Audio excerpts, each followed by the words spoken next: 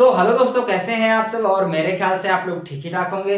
और दोस्तों आइए आज की इस वीडियो में हम बात कर लेते हैं सुप्रीम कोर्ट के एक अहम फैसले के बारे में। और यहाँ पर आपको बता दें कि जब भी हम किसी की बेल कराते हैं तो इस बात का हम हवाला जरूर देते हैं जो सुप्रीम कोर्ट ने इस जजमेंट में बात कही है। तो ये जजमेंट बहुत ही इंपॉर्टेंट होने वाला है सभी वकीलों के लिए।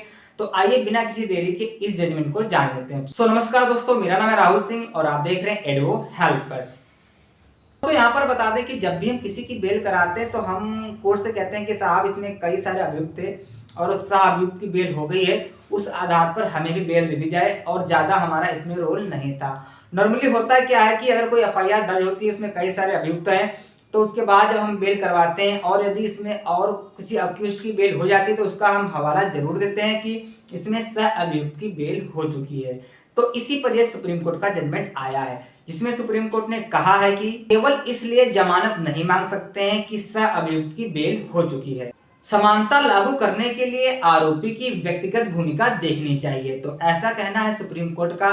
बात करें अगर मामले की तो ईडी से जुड़ा हुआ ये मामला था। 3,200 कुछ रुपए करोड़ का ये मामला था जिसमें आरोपी के द्वारा दिल्ली हाईकोर्ट का रुख किया गया था और दिल्ली हाईकोर्ट ने याचिका खारिज कर दी थी, जिसके बाद आरोपी ने सुप्रीम कोर्ट का रुख किया था जहां पर सुप्रीम कोर्ट ने इस आधार पर इस याचिका को खारिज कर दिया, जहां पर सुप्रीम कोर्ट ने कहा केवल इस आधार पर जमानत नहीं मांग सकते हैं कि सह अभियुक्त की बेल हो चुकी है। तो दोस्तों ये बहुत ही महत्वपूर्ण जजमेंट है और आपको बता दें कि जब भी हम किसी की बेल करवाते हैं और उस एफआईआर में अगर कई सारे अभियुक्त हैं और अगर एक की बेल हो जाती है, बाकी अगर किसी और की बेल करवाते हैं दूसरे या तीसरे अभियुक्त की, तो ये हम हवाला जरूर देते हैं कि साहब सह अभियुक्त की बेल हो चुकी है। तो ऐसे में ये जजमेंट बहुत ही महत्वपूर्ण है।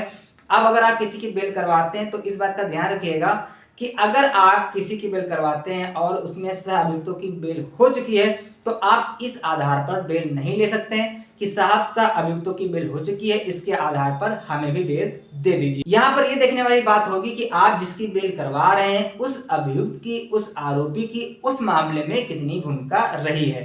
तो दोस्तों ये फैसला सुप्रीम कोर्ट का बहुत ही इंपॉर्टेंट फैसला है और आई होप आपको ये जानकारी पसंद आई होगी। केस की बात करें तो दोस्तों केस का नाम है तरुण कुमार बनाम ईडी और आई होप आपको ये जानकारी पसंद आई होगी और मिलता है नेक्स्ट वीडियो में। तब तक के लिए जय हिंद, जय भारत।